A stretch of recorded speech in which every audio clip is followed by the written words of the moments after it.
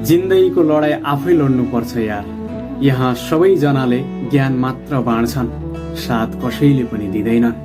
For example, तपाईँ कुनै काम गर्दै हुनुहुन्छ, मान्छेहरू आएर कुर्सीमा बसेर खुट्टा हल्लाउँदै भनिदिन्छन्, तैँले यसो गर्नुपर्छ, यसो गरिस् भने तेरा लागि राम्रो हुन्छ, तैँले यस्तो गर्दा तेरा लागि धेरै उपलब्धि हुन सक्छ, यस्तै यस्तै भाषणहरू छोडिदिन्छन्।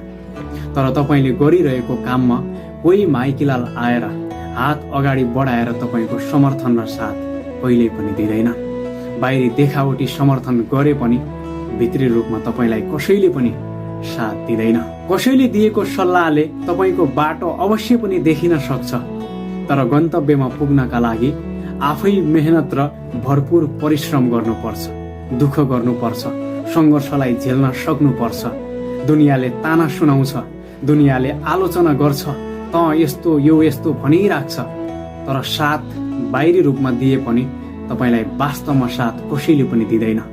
तपाईँको जिन्दगीसँग आइपरेका कठिनाई, बाध्यता, आवश्यकता हरेक कुरा टाल्ने स्वयं तपाईँ आफैले हो। त्यसैले कसैको भर पर्नु सायद मेरो विचारमा उचित हुँदैन। आफ्नो काममा लागि पर्नुहोस्। दुनियाँले के भन्छ त्यो तपाईँको मतलबको कुरा होइन। भन्नेले भन्दै गर्छ, सुनाउनेले सुनाउँदै गर्छ,